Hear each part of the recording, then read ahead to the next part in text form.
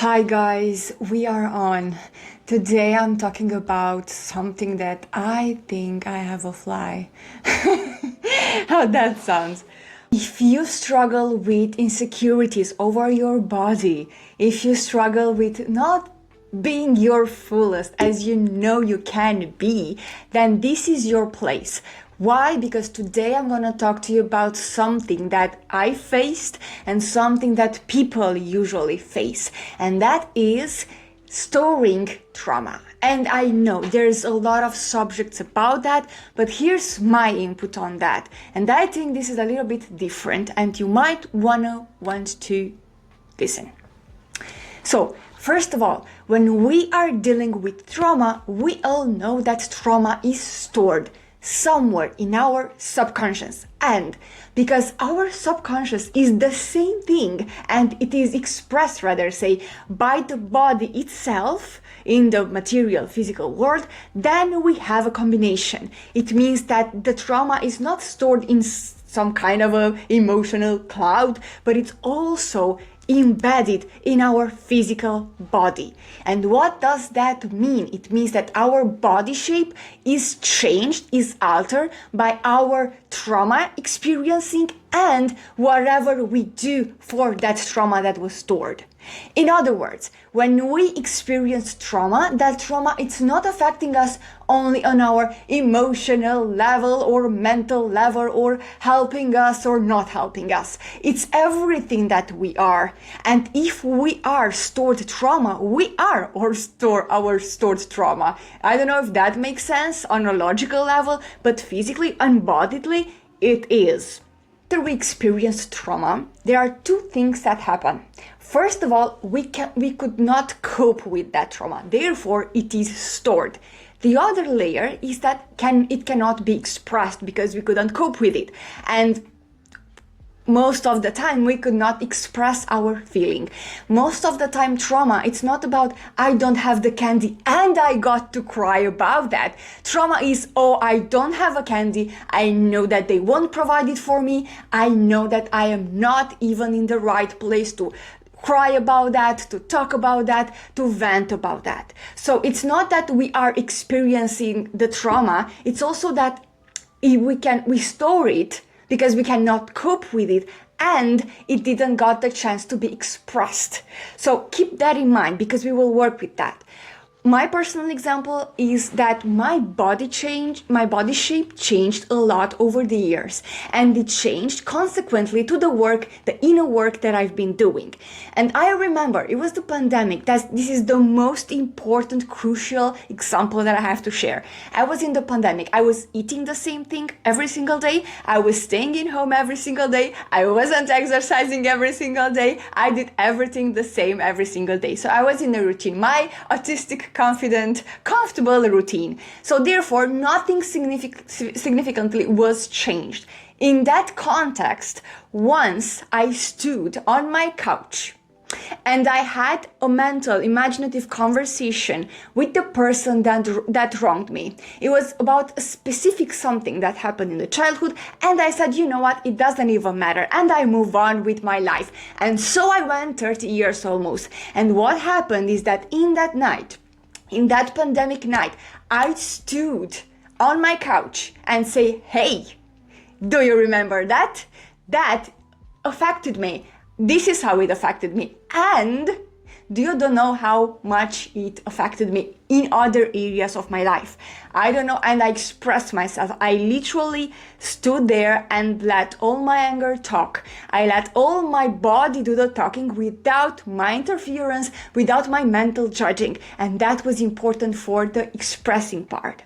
Now, what I discovered is that 3 days after that moment in which I expressed myself, I got to see myself in the mirror, and it was unplanned, but I just noticed how significantly my body has shaped. So for you to imagine, my body was shaped like, pear size, and I was always complexed, and I was always insecure about the imbalance of my upper and down body. And I also felt like, but my thighs are in a way and my body's in a way, and oh my God.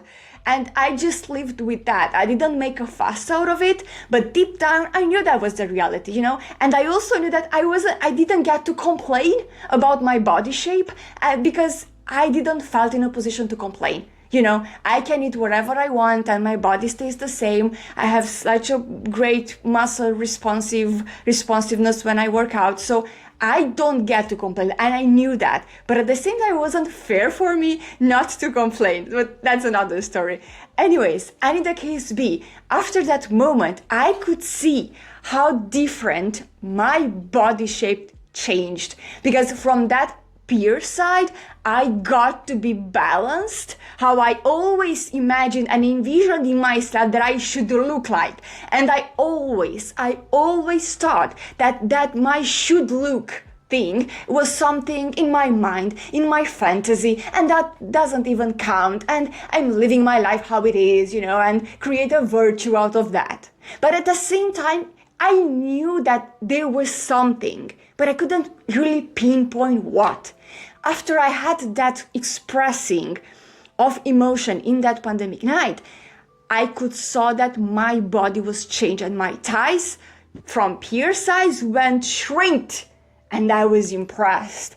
And I knew there was nothing physical to influence that change. And that change was consistent from my teenage time until almost 30, which I had at that time. Sorry, I have a fly. Ignore that. So from this point, I just said that, oh my God, I did experience some changes in my body, but it wasn't in a way that, I don't know, I could pinpoint, yes, because I did that exercise, this happened, But I'm gonna let you know how I did that expressing time so that I could alter my being. Let's breathe, because there's a lot of tension in this subject worldwide, and we need to take it slow and take it easy, right? So cheers, have a tea. Now, what's the second layer? Before trauma is stored in the body because we cannot cope with it, the second layer is that trauma, that feeling, they weren't expressed. Now, what you have to do, what you can do to, overcome a little bit of things. What you can do is to take into account two different aspects, which are, remember that the trauma is stored. Therefore, if you experience a slight tension or a slight complex, a slight insecurity about your body shape and your looks, well, look into that. Really look into that. Because most of the time there is something there, and it's not just your mind, it's not just your perfectionism, it's not just your willingness to look better. It's much more deeper, runs more deeper. And some of the times, the thing that the core root is not something that we think about, we go into that consciously or logically. Sometimes it does not have a logic, but it does if you know how body and subconscious principles work. Therefore, if you have any insecurities in your body or any misshape that you think is misshaped, really look into that. Don't wish to hide that. Don't wish to, do something to manage that, because it will show. It will show, and it won't be perceived as beautiful. Neither for the other person, neither from your side. And that is a thing. And you can be all beautiful, but if you have certain insecurities specific in your body, and it has something trauma-like inside, when you try to hide that, you are just amplifying your insecurity. And that is on you. And people who are watching, they are perceiving something that they do not want, and they are judging. Their judgment is triggered, not because of the gravity of the situation, of your trauma that was stored, but what you are doing or not doing. And people are very picky about that and ready to be picky about pressing the buttons. So if you know that happened in your life, really take those moments and acknowledge. People are ruthless sometimes. The other people did you wrong.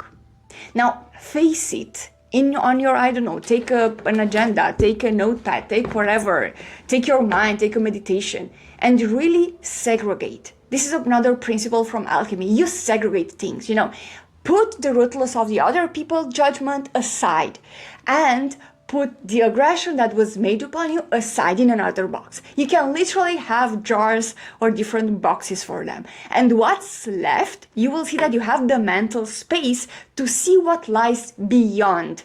So you don't have any distractions anymore, but what a comment somebody said and whatever happened, but you are simply you with yourself, with all the archive of your body. Now, if you're doing this thing, please be aware that in the following, you are allowed to do whatever you want. You are allowed to express yourself however you want. There is no elevated way or involuted way to do that. So if you want to throw a tantrum, please do that. If you want your brains to be outside of your brain that meant to be, please be that mad. So in this particular exercise, you are allowed to express yourself no matter how crazy, how muddy, how whatever you want to throw it on the floor, please do it. Ideally, you would secure the space, like even with, some stones or whatever, your yoga mat or your room or whatever. And I usually play a music so that I know for sure that while I'm in the exercise, my whole body and mind and whatever is in that exercise. And after that, when I'm finished, the music is shut down and I can go about my day without having emotionally disturbance anymore. So therefore, if you place your perimeter, how I like to say, if you place your space in your space, you do have the right to express however you want. And remember, when that trauma was stored, it could not get the chance to be expressed. Therefore, it might be so likely that you will express it in a very childish way and you won't see the mature side of seeing the other side. And guess what? You do not need to see the other side. You do not need to understand the other person. You do not need to understand and forgive the person who wronged you. That's the thing. We are talking so much in spirituality and evolution. Oh my God, we need to forgive. No, you do not need to forget when your body is at stake. And for the sake of the exercise, please give yourself a favor and for one moment be that authentic with yourself to say, oh my God, you have the right to do that with your body in your space to let it express how you want. Now, in the beginning, you did took the setup not to, talk to somebody or hurt somebody, we don't want to hurt anybody. This is why we are expressing in a safe way, in our way, and there's nobody around, nobody involved, we don't take calls, we don't make calls, we are staying. And cry will be there, and the tantrum will be there, and every, emotional mess will be there. And if you are willing to sit in the middle of the storm, you will see that change will happen, because that change is derived from your inner being. And if you are brave enough to stay in that present emotional storm, you will see that afterwards things happen. Now, I'm pretty sure that you're watching these videos not because you want to get more beautiful, but you want a cohesive, gracious experience from your side. And that is something to be appreciative of, And when we are beautiful, it means we are happy and we are all congruent with ourselves. We are aligned with ourselves and with the better and higher levels of ourselves. And for that thing, some things need to get straight again, and you have the power to make those things straight again. I know it sounds scary, it's not something that we want to do willingly, but sometimes there's so much tension that got stored into our body that there's no other space rather to express it. And please take those rules to express yourself and express yourself. It's that simple, it's that easy. Okay? After you expressed yourself, we need to remember one thing. Trauma was stored. If one thing was stored, we need to restore.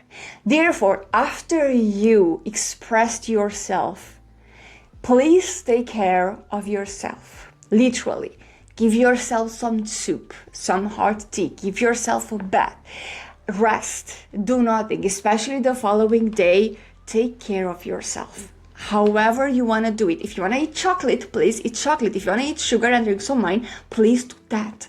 Because that drinking of wine and that sugar has a role, has a purpose, It does not constrain you, but is adding to yourself. And if you need that, now that's the way in which you can give it to yourself. There is a saying, I don't know the exact, when fasting, like religiously fasting, in our culture there was a thing that we said that we are unlinked, or I don't know how to translate that, but it's like there was certain days in the fasting time in which you could eat, for example, fish, or you could eat something that was a little bit different. So in that regard, let's take that example, and I know maybe you are conservative with your diet and taking care of the things, and that's a very good thing, but do not constrict yourself. Do not put much more constriction and aggression upon your body in those moments, because those moments are vulnerable and you need to restore. Therefore, if you rest, please rest with the intention to restore. If you eat, please eat with the intention to restore. And if you have any idea how that restoring thing should sound like or should look like, please have that in mind, because sometimes it counts the intention in which we are thinking, we are eating, we are giving to ourselves. We can lay in bed all day, but we can also lay in bed all day and cook something. There is a saying in alchemy that you are giving to yourself and you are constantly increasing the heat, and you are also increasing the power of your intention so that something else is created. Therefore, let's use this principle into our advantage to create much more dignity, to create much more calm, to create something, a structure that is able to sustain ourselves and not drain ourselves, After those two phases, there is just a general recommendation that you can do in the following days or period of time with no pressure. And that would be to express yourself. I don't know, with little things. Say thank you when you're grateful. Say that you're grateful when you're grateful.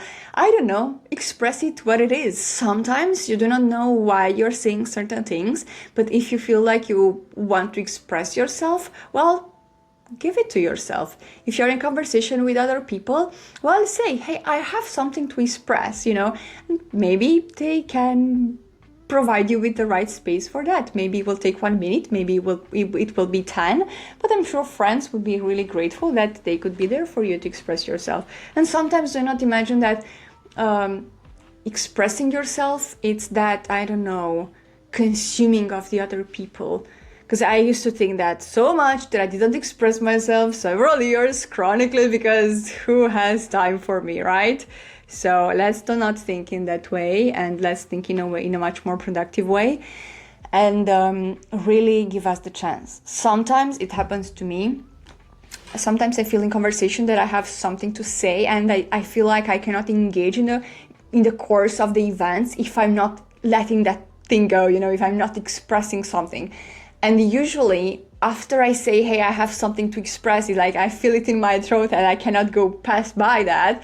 Usually after I'm saying that, all the feeling, it's shut downs, but not necessarily shut downs, but it's not that amplified. It was amplified until I say those words, and after that is like chill again, and I can express myself calmly, paying attention to the other people and really have a real conversation, not just throw with my chest over, So that's a difference. So, but usually people are very responsive, because sometimes you won't feel like expressing yourself and what's on your soul when you are with a toxic person. So usually people are very supportive of that, because they are your friends, right? So from that point, give yourself the permission to express yourself in the long run. It's not a diet, it's a lifestyle. So therefore, give it to yourself the lifestyle style to express yourself when you need it, because if you do not express yourself, it's not only you that gets trapped, it's also the experience the other person is receiving. One quick example, I was with an older friend of mine. She was my ex professor after the college, and when I was a practitioner, a psychologist. I didn't want to say that loud. I didn't want to say that I was a psychologist practitioner, but I was, and she was my main beloved teacher. And I met with that person, and I felt the need to express something that happened to me in regard with one of my family member, and I didn't know why. It wasn't that about that intimate stuff, because I could say that, but I didn't know exactly what's my reason for saying this thing, Is it that I just want to, ease my chest or something? And I expressed that. I said that I have something to say. I don't know exactly why, but it's there. And she was willing to listen to me, and I said it. And after I said all that story, the other person was like, but that's interesting that you're telling me now, because now I am learning. I am learning how to do that kind of conversation, because I wasn't even imagining that conversation can be possible. So you are, and started to break it into steps. And this is how you're managing intense situationship with men. And I was like, yeah. And she was like, okay. I never knew anybody who to do that. So it was a lesson and the teaching, and I was teaching my teacher. I don't want to say that. I will erase that, because I'm not teaching my teacher.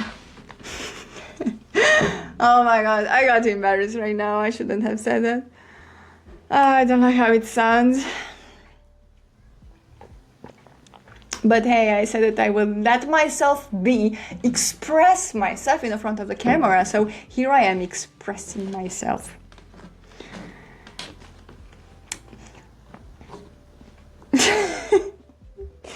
One thing, do you know that moment when you were so shut down as a kid that as an adult you are just shutting yourself down and you do not let yourself to express yourself anymore? So yeah, that's the thing. And sometimes being in the front of the camera, it's not helping, because it's not helping. Any the case be, I hope you have a graceful self-expression. Bye!